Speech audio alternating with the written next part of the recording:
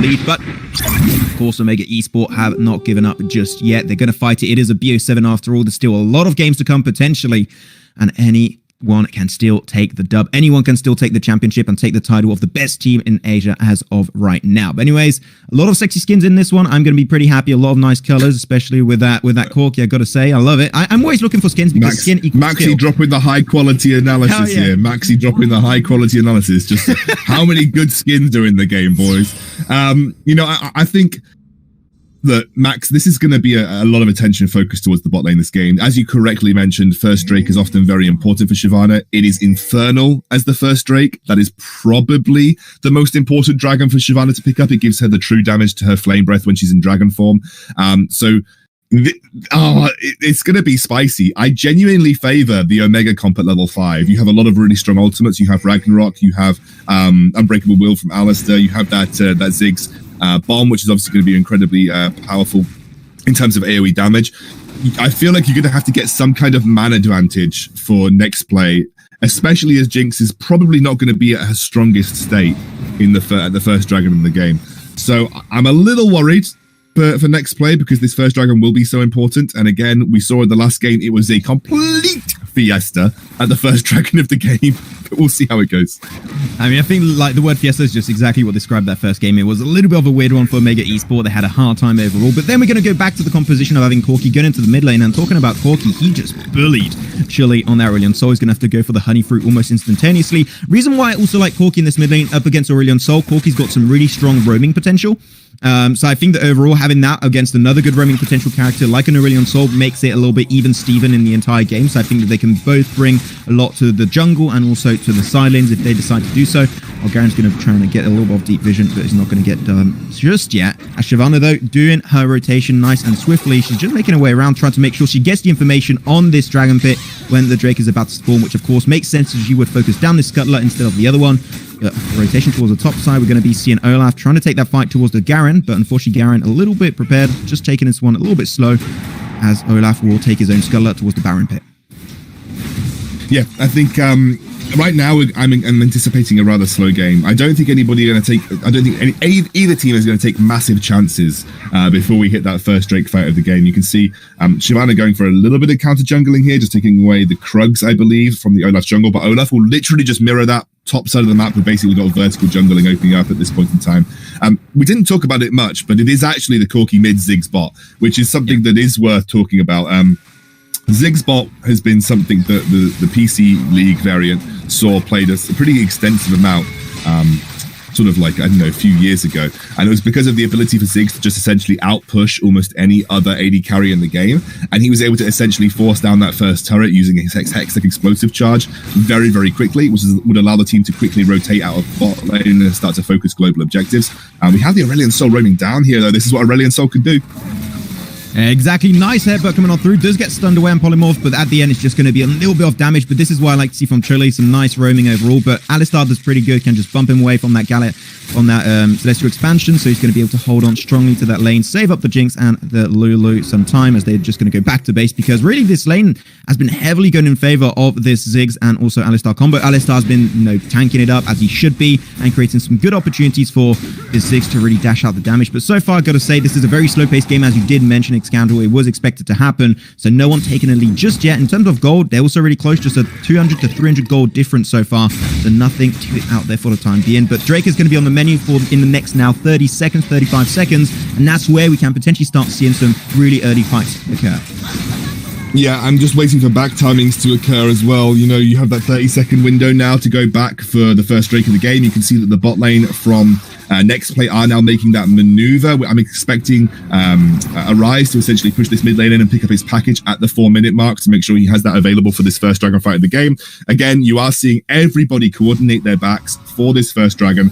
A little bit late from Chuli and Joshi because they aren't going to quite get there in time. But Aurelion Sol has picked up this Liandry's Torment for this first Drake fight. You can see the package has now been picked up by Corki. You know it's about to go down, Maxi. It is going to be a fiesta at this first Drake. Headbutt, no, that's going to be our Scuttler. We're going to keep the vision down, which they had to contest it anyways. They had to try and keep an information on it because they are not on the easy side access to the pit. Then to the mid lane, going to have a nice engage coming on through from also this Corki, trying to get the damage down to Chili, but Chili will be good to go. He will be able to escape. It was a very low HP. And because Chili's going back to base now, this might be an opportunity to try and go for an early Drake, but I don't think they're going to pull the trigger right here, right now. They're going to take things a little bit slow while Shyvana wants to make sure that the wave doesn't get fully crashed and the CS is not lost fully for Chili to try and just make it back in the gold lead. But the wards once again coming on through, and Horizon trying to leash it up a little bit, but not sure what he's trying to do here. Maybe just trying to abate a few players of Mega Esports into the pit. Yeah, you can see now they're grouping up. I mean, they do this very quickly as a Shyvana, and you can see Arisen has rotated down on this this McGarren. Look, Maxi, I'm going to let you do the build up to this because there's clearly going to be some action. Oh, hell yeah, there's going to be, and it's taken away by the Olaf, not giving it to Shyvana, no. And of course, now the fight comes on through, great double knockup coming on through also from this Alistar. That's going to create some great opportunities, and also so many frags coming the way of this Olaf. He is busted, as I always like to say, and 2 kills coming his way out of the 3 frags. One of those kills actually going the way of this Corki, and now that's going to be mid-turret, potentially getting taken down, and they have it too. They have this Ziggs, making it even easier to just take it down instantly, 20% HP, and that turret is gone, Scoundrel. What did we say, Maxi, at the start of the game? A, we're getting a level 5 Fiesta at the Dragon Pit, and B, we favored Omega's team comp at level 5. They have much more impactful ultimates. That Gragas ultimate was clean. That Gragas ultimate was so good from JLC. Essentially, he was able to just knock Shyvana away, prevent the smite from coming through, and they were able to secure it with the Olaf. No one got rid of the blast cone, by the way. So the blast cone was there for absolutely free for Olaf to just jump over the wall. Didn't even need to use his flash in that fight. Obviously, they just saw a kill go down onto the Garen on the bot side of the map. They pick up the Gragas, but I mean, it played out exactly as we said, Maxi. It played out exactly as we said. Like that level 5 fight, it was much better for JLC, and we knew that Shyvana was going to want to contest the Infernal Drake, even though they maybe shouldn't have done so. But it looks like we're getting a little bit back. It's a cross-map play for a couple of turrets while the Rift Tower is being spawned. Just again, we're going to see it on the screen now. The blast cone is there. You're going to want to watch this Gragas ultimate. Really lovely stuff. Beautiful. Look, it just knocks Shyvana so far away. At this point, they are completely split. The Lulu has to flash over the wall just to even get it. She actually wild growthed herself, so wasn't even able to wild growth anyone relevant in the fight, and they got cleaned up. Oh, Olaf trying to go for the dive actually with that Ragnarok. They're going to try and find the turret. Nice CC coming on through though. Chili doing some great work, and the ultimate from the Jinx almost I thought was going to be able to connect that kill onto Impressive Smart, but unfortunately that is not going to be happening just yet. But still, that counter push coming on through. The turret is down on 39 HP. So at the end of the day, the team that really comes out on top of that one is going to be the side of Omega Smart. They almost find 2 turrets. I'm going to say they find 2 turrets. If the fight happens there, 1 basic attack and is gone. So overall, good pickup and good counter push coming on through. Nexplay, unfortunately, now losing quite a bit there because also they are pushing down onto the bot lane. The objective game has dominantly been taken away by Omega Esports. It's really, really good stuff from Omega. They're actually rotating tame laps around so nicely. You know, this is what Ziggs is powerful at doing. Ziggs has that ability to just roam and take towers with relative ease. That top lane will go down to a single Ziggs satchel charge. If you're able to get Ziggs safely into the red side jungle behind the Baron pit, for Omega, they'll be able to just throw a satchel charge over the wall and pick up that tower for free. So, you know, this is what Ziggs is really, really good at. They're rotating him around the map as basically a walking turret destroying machine. And also he scales up incredibly well too. You know, he has a brilliant team fighter scaling, as does Corki. Right now, I don't see many ways for Nexplay to get back into the game until we really have a super late game Jinx to talk about. And that's what I think Nexplay are going to have to be playing towards in this game. They have to be looking to get Jinx up to 3 items at the very least. And there is some world where the Jinx Lulu combination can really start to pop off in the late game and essentially dominate these fights. But until that point, I'm a little worried. Right now, I think Omega are in complete control. And with the next Drake spawning, the Ocean Drake, which is relatively important for Shyvana too. It gives her the health in her dragon form. It was nerfed on the last patch, or a couple of patches ago, but it is still an important Drake for Shyvana to be in control of. I am expecting another Fiesta here, but if I were Nexplay, I would be looking to cross map. I would be looking to go for the top turret. I know Shyvana kind of sucks if you don't pick up the Drakes max, but I don't think they win these fights. I really don't think they win these fights. Yeah, I truly agree with that one. And also, Shyvana's going to get somewhat starved away from this game. They're currently at a 5k gold disadvantage. It's going to be going the way of side of Omega Esports. So they're in a really good spot while Alistar just chilling in the bush, in a rover bush, trying to make sure he can maybe catch someone off guard paired up with this Ziggs. Things are going to get a little bit centered up. The entire team, here you go. You said it, the Fiesta's about to happen, and I think it is indeed. Everyone is going to start grouping towards that position, but the vision game is strong for NXP towards this pit. They have all the information, all the intel in the world that they might require. But are they ready to take this fight when... Really, when you look at the side of Omega Esports, they're pretty damn far ahead. It's still only 3-1. It's not all that insane, but just their team fight potential is just absolutely through the roof. And they're just going to kick it off now, trying to contest it away. The fight is going to be roaring in just a few seconds, down to 3,000 HP. Garen's going to go on deep. They're trying to single out. That's going to be Shyvana out of the way, and unfortunately can't fight it. They don't have the jungle, but Jinx just ults it down and secures the Drake, and that's going to make one happy Shyvana for sure. And Olaf is down. Unfortunately, went too deep in that fight. Now the man advantage is going their way, but unfortunately, all the players at NXP are just so damn low. And Alistar's just diving the backline like he's the goddamn assassin.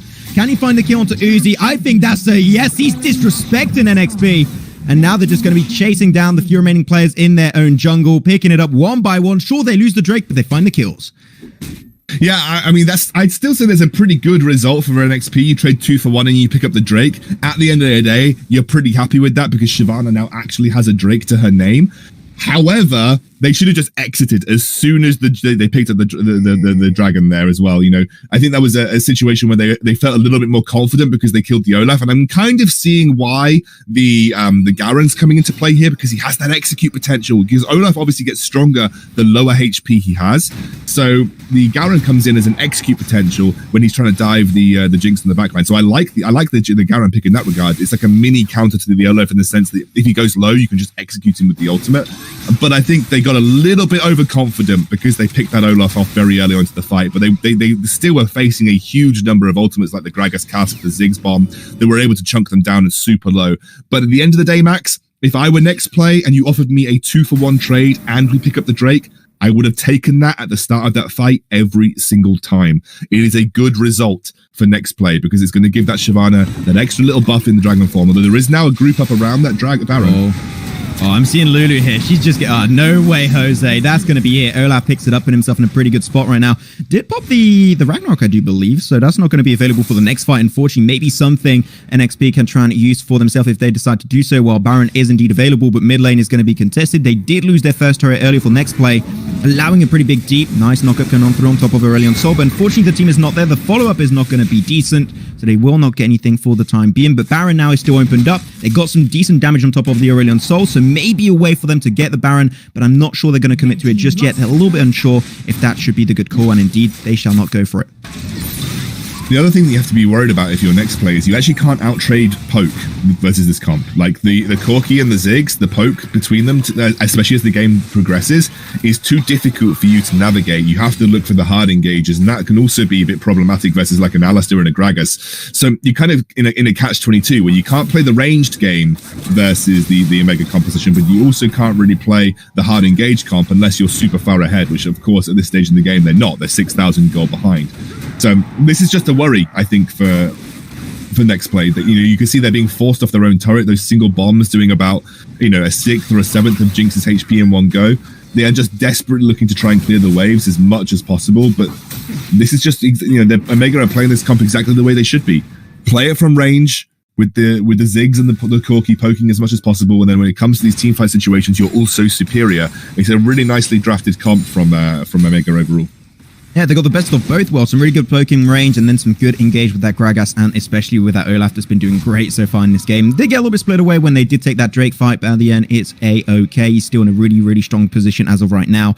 Though Drake is going to be spawning once again, and as Xscoundrel would like to say, another Fiesta should be happening, hopefully around that Dragon Pit, so that's going to be up very soon, I do believe. But everyone went back to base trying to get ready for the next potential fight, trying to get those itemizations on board. As Olaf trying to clear some deep vision, though he is Olaf, so if he has to escape, Ragnarok will easily just snatches it away with a nice hatchet, and will be able to get some extra 90 gold in his pocket. Red buff going to be contested. Can he steal? Oh my god, did he get that one? Yes, he did. He just snatched away the red. He did. Wow. Literally just snuck it away. And that's going to be important because red pretty impactful, especially if they were trying to donate that over to the Jinx.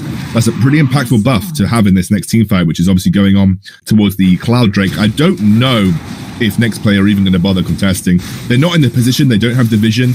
They've got 0 eyes on their blue side jungle, and even less in the river. They'd be walking into a trap versus an Alistar if they had to. So you can see Nexplay are just confident, or rather just going to say, not even going to bother. There's no way that we get into this without, potentially getting engaged on and just losing our lives. So they make the more sensible decision to give it up for free. But of course, this is exactly what Omega want.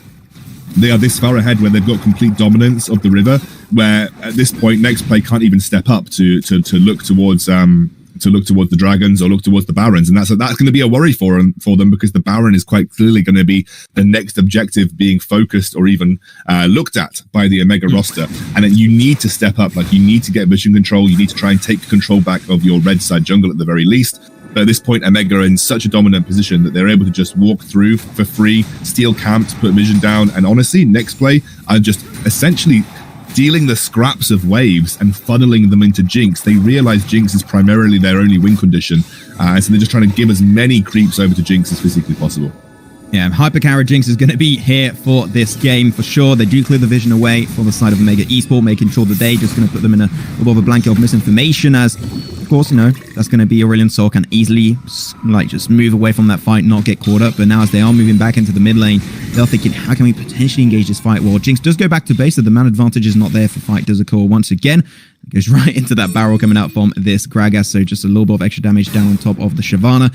Things after a little bit of a stalemate for the time being, but that's just because they are stalling. They're trying to take as much time as possible. Corki, though, be careful to not get caught out. You will be fine, especially when Olaf went back into the jungle. They cannot afford to take this fight anymore, as it would break out really badly. But Nexplay, they have that fear factor. They're just not ready to take any fight whatsoever. They're just trying to take things a little bit slow, making sure if they can, especially as you said, Xcandy, funnel that gold into the Jinx. She's going to try and go in the hyper carry kind of position here and try and get some good damage and try and use especially that Lulu Jinx combo that we have yet to see really happen in a fight. That has just not been working out so far for them.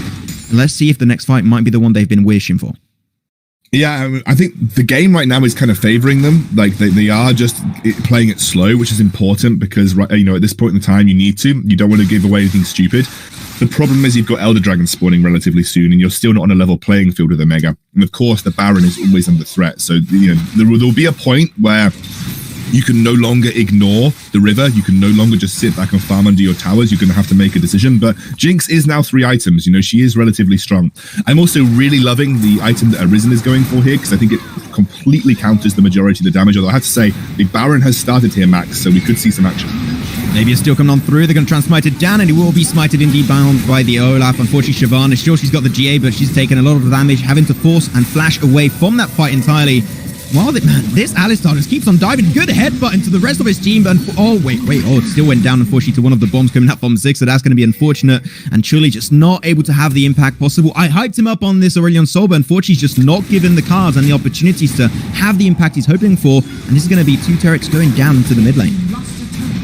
I mean, this could be almost game at this point, Max. Honestly, they've got the siege potential. They've got the poke potential. I think it's game. I think so too, and you know what? They lose the Jinx, and that's even more going to be seeing the fate of Nexplay going to be losing this one. 1-1. We knew it was going to be a hype series, ladies and gentlemen, and it is indeed 1-1 in this BO7. And the further we go, the further I keep on thinking that we might just make it to Game 7 here, because these 2 teams are just so damn good. Honestly, I would have preferred the Wukong here, Max, over the Shyvana. The problem with the Shyvana, and this is a discussion that me and Dave have had several